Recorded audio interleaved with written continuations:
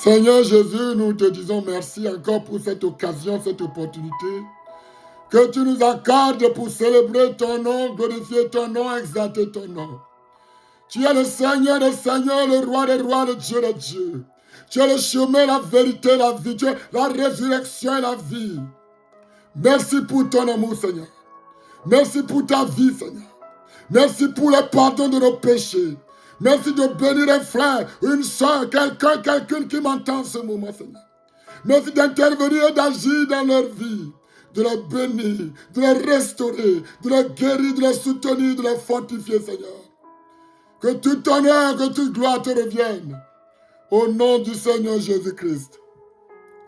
Chers frères et sœurs dans le Seigneur, je vous salue dans le précieux nom de notre Dieu, de notre Roi, de notre Seigneur et Sauveur Jésus-Christ, pour sa miséricorde, sa faveur, sa grâce, sa compassion, qu'il nous accorde encore aujourd'hui.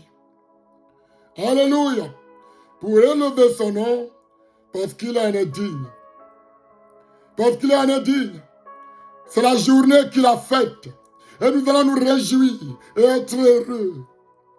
Alléluia. La Bible déclare que dans la présence du Seigneur, il y a la plénitude de la joie.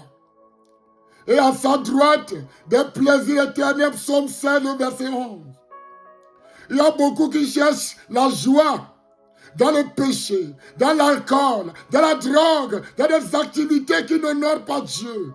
Mais Jésus a dit dans Matthieu 28, verset 11, « Venez à moi, vous tous qui êtes fatigués et chargés, et moi je vous donnerai du repos. » J'aimerais que tu saches aujourd'hui que c'est Jésus seul qui donne le repos dont notre âme a besoin. Alléluia. Et il n'y a pas de repos. Quand nous demeurons dans le péché, nous ne pouvons pas jouir de la plénitude divine. Nous avons besoin de nous repentir, de nous laisser baptiser au nom du Seigneur Jésus-Christ pour la rémission de nos péchés. Et là, nous recevons le don du Saint-Esprit. Quand le Saint-Esprit vient habiter dans notre cœur, notre esprit, séparé de Dieu, est reconnecté, est renouvelé. Alléluia. Nous pouvons donc expérimenter la paix de Dieu. Parce qu'il n'y a pas de paix pour le pécheur. Il n'y a pas de paix pour le méchant. Jésus seul donne la paix. Donc viens à Jésus aujourd'hui et réponds-toi. Laisse-toi baptiser dans le nom du Seigneur Jésus-Christ pour la rémission de tes péchés et tu recevras le don du Saint-Esprit. Alléluia. Jésus, c'est lui qui donne le repos. C'est Jésus qui donne la paix. C'est pourquoi il t'invite. Ne cherche pas la paix en dehors de Dieu. Il n'y a pas la paix en dehors de toi. Il n'y a pas de joie en dehors de toi. Il n'y a pas de repos en dehors de toi. Beaucoup essaient de chercher la paix, la joie, le bonheur en dehors d'eux-mêmes, en dehors d'elles-mêmes. Non, ce n'est pas la paix, c'est le plaisir. Et ces plaisirs qui viennent souvent du péché sont des plaisirs éphémères, sont des plaisirs de courte durée qui ne peuvent pas satisfaire. Jésus-Christ seul satisfait. Jésus-Christ seul satisfait. Alléluia. Alléluia. Jésus a dit dans Matthieu 16 que je bâtirai mon église et les portes du séjour des morts ne prévaudront pas contre elle. Les portes du séjour des morts ne prévalent pas contre l'église du Seigneur Jésus-Christ, que lui l'a bâti. Il y a beaucoup qui essaient de bâtir des églises qui n'appartiennent pas à Jésus-Christ. Des églises remplies de méchanceté, du péché, des abominations. Alléluia. Le péché règne dans ces églises. La rébellion règne dans ces églises. Les abominations règnent dans ces églises. J'aimerais dire à quelqu'un, à quelqu'une, que l'église est vraie. L'église que le Seigneur Jésus-Christ a bâtie, il ne l'a bâtie pas sur quelqu'un. Il ne l'a bâti pas sur quelqu'une. Il l'a bâti sur lui-même.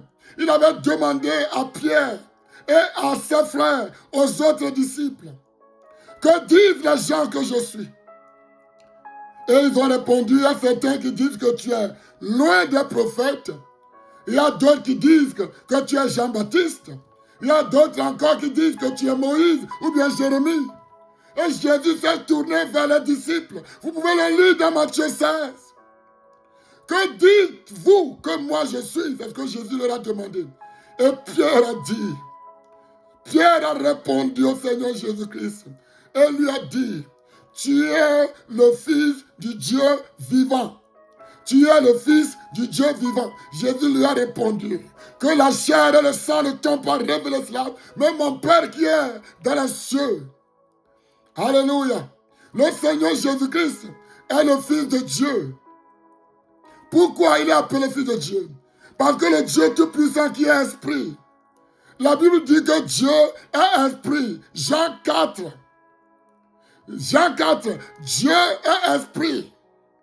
Mais pour venir sur la terre, Dieu est devenu homme. Il s'est manifesté en chair. Il est devenu homme, né de la Vierge Marie. Donc l'esprit qui est devenu homme, c'est lui qui est appelé le Fils de Dieu. Alléluia. Alléluia. Jésus est donc le Dieu manifesté en chair. Il est donc le Dieu Tout-Puissant révélé comme homme pour mourir à la croix du calvaire pour nous. Et c'est ce Jésus-là qui dit, je bâtirai mon église et les portes du séjour des morts ne prévaudront pas contre elle. C'est ce qu'il a dit à Pierre. Tu es Pierre. Et sur cette pierre, je bâtirai mon église. Ça veut dire quoi? La révélation que Jésus a donnée à Pierre, ou bien la révélation que Pierre a eue, que tu es le Fils du Dieu vivant. Alléluia. L'église du Seigneur Jésus-Christ n'est pas bâtie sur Pierre, parce que Pierre était mort depuis. Mais l'église continue d'être. L'église est bâtie sur Jésus-Christ. L'église du Seigneur Jésus-Christ est bâtie sur lui-même. Et les portes du séjour des morts ne prévaudront pas contre elle. Le diable ne prévaudra pas contre l'église de Dieu. Le diable ne peut pas vaincre l'église du Seigneur Dieu. De l'univers. Le rocher des âges. Le Dieu créateur. Les portes du séjour des morts ne prévaudront pas contre le Seigneur Jésus-Christ et contre son Église et contre ses enfants. Eh bien, ma question à toi aujourd'hui, de quelle église fais-tu partie? Il y a beaucoup d'églises dans le monde. Il y a beaucoup d'hommes et beaucoup de femmes qui baptisent leur église. Mais de quelle église fais-tu partie? Une église humaine ou bien l'église du Seigneur Jésus-Christ? L'église du Seigneur Jésus-Christ est bâtie sur lui-même, sur le Seigneur Jésus-Christ. Et les portes du séjour des morts ne prévalent pas contre l'église du Seigneur Jésus-Christ. Le diable ne prévaut pas contre l'église. Le péché ne prévaut pas contre l'église. Alléluia. Alléluia. De quelle église fais-tu partie? L'église du Seigneur Jésus-Christ ou bien une église humaine? Quand tu fais partie de l'église du Seigneur Jésus-Christ, j'aimerais te dire, alléluia, que tu vis selon les principes et selon les commandements et selon la parole du Seigneur Jésus-Christ. Parce que Jésus revient bientôt. Et il revient pour son église. Quand il va revenir, il viendra enlever son église. Et il revient pour une église sainte. Une église sans tache, ni ride. Une église purifiée, lavée par le sang du Seigneur Jésus-Christ, qui vit de la sainteté, de la crainte de Dieu, de la justice. Parce que ça, la sanctification, Hébreux 12, verset 14, dit de chercher la paix avec tout le monde et la sanctification sans laquelle personne ne verra le Seigneur. Matthieu 5, verset 8, heureux ceux qui ont le cœur pur, car ils verront Dieu. Tu veux voir Dieu, tu dois avoir un cœur pur. Tu veux voir Dieu, tu veux voir le Seigneur, tu dois marcher dans la sanctification. Alléluia. Alléluia. Parce qu'il est venu mourir à la croix du calvaire pour nous racheter, par la puissance de son sang, et faire de nous un royaume et de sacrificateurs. Alléluia. Jésus a fait de nous un royaume et de sacrificateurs. Ceux qui croient en lui, ceux qui lui obéissent, ceux qui sont nés de nouveau, qui se sont repentis et sont laissés baptiser dans le nom du Seigneur Jésus-Christ pour la rémission de leurs péchés et qui reçoivent le don du Saint-Esprit, ils font partie du corps du Christ, qui est l'Église. Alléluia. Et Jésus a fait de nous un royaume et des sacrificateurs pour apporter des sacrifices, de louanges, d'adoration. Alléluia. Lui présenter notre vie, notre corps, comme un sacrifice. Alléluia. Vivant. Un culte raisonnable. Dans Apocalypse, chapitre 2, le verset 4. Jésus dit au pasteur de cette église, à travers la révélation qu'il a donnée à Jean, pour les 7 églises de l'Asie mineure, et une de ces églises est en Éphèse. Et Jésus a envoyé son serviteur Jean pour lui apporter des révélations. Parce que c'est l'église du Seigneur Jésus-Christ. Aujourd'hui, nous faisons ce que nous voulons dans l'église. Ce n'est pas normal. L'église du Seigneur Jésus-Christ doit être bâtie sur lui-même, sur sa parole, sur ses principes. Pas sur nos principes, mais sur les principes du Seigneur Jésus, les principes de la parole de Dieu. Et Jésus dit au pasteur, à l'ange de l'église d'Éphèse, qu'il avait abandonné son premier amour. Beaucoup d'hommes de Dieu et beaucoup de femmes de Dieu ont abandonné leur premier amour, à savoir le Seigneur Jésus-Christ. Souviens-toi du jour où tu es né de nouveau. Souviens-toi du jour où Jésus t'a piqué du péché. Tu dormais dans le péché. Tu marchais dans le péché. Et ta vie était en conflit avec la parole de Dieu. Tu n'avais pas la paix, tu n'avais pas la joie. Et tu as crié à Jésus, et Jésus est venu te sauver. Jésus est venu pour te délivrer, pour te sortir du péché, de la boue, et faire de toi un royaume et des sacrificateurs. Mais Jésus dit aujourd'hui, beaucoup ont abandonné le premier amour.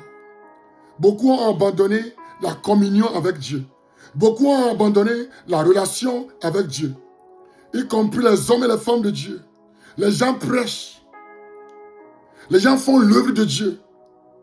Mais non plus une communion intime avec le Seigneur Jésus-Christ. Jésus me demande de vous dire que rien ne peut remplacer une communion intime avec lui.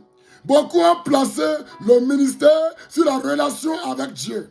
J'aimerais que vous sachiez aujourd'hui que c'est quand tu as une communion avec le Seigneur Jésus-Christ que tu auras de l'onction, que tu auras de l'autorité, que tu auras de la puissance.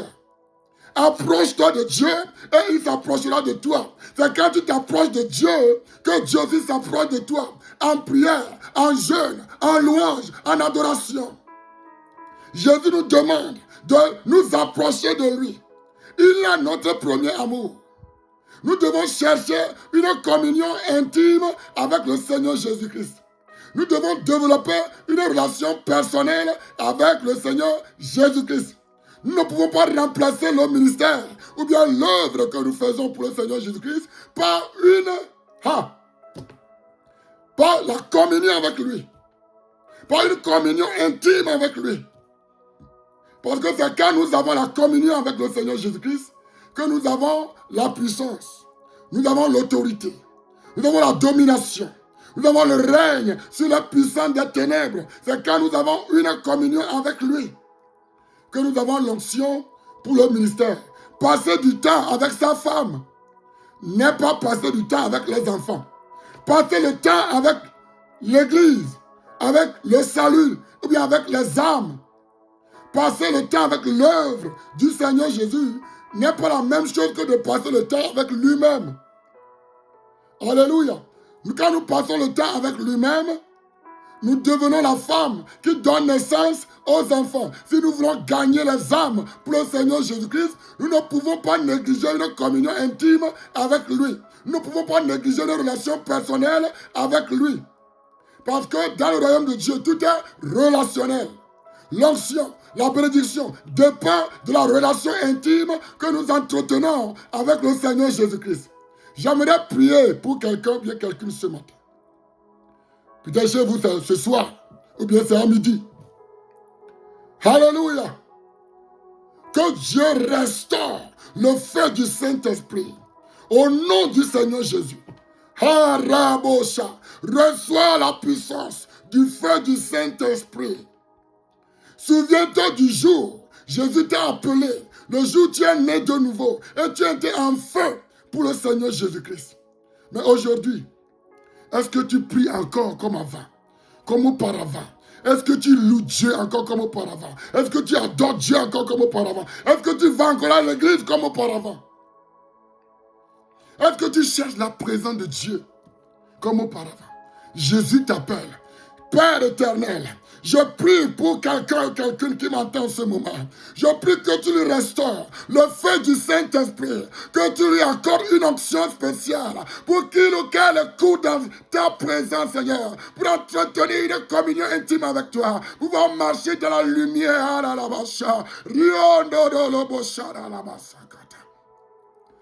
Es-tu malade? Je proclame la guérison sur ta vie. Jésus a été brisé pour nos péchés. Il a été brisé pour nos péchés. Blessé pour nos iniquités. Le châtiment qui nous donne la paix est tombé sur lui. C'est pas ça, mais ici que nous sommes guéris. Reçois la guérison. As-tu la maladie à la bouche? Cardiovasculaire, sois guéri. As-tu le cancer? Sois guéri. As-tu le sida? Sois guéri. As-tu la maux de tête, la maux de ventre? Es-tu lépreux? Es-tu aveugle? Sois guéri. Reçois la vue. Au nom du Seigneur Jésus-Christ, sois délivré, sois guéri et sois béni. Au nom du Seigneur Jésus-Christ. Souviens-toi, le repos, la paix, la joie, la vie éternelle, c'est Jésus qui les donne. Sois béni. Au nom du Seigneur Jésus-Christ.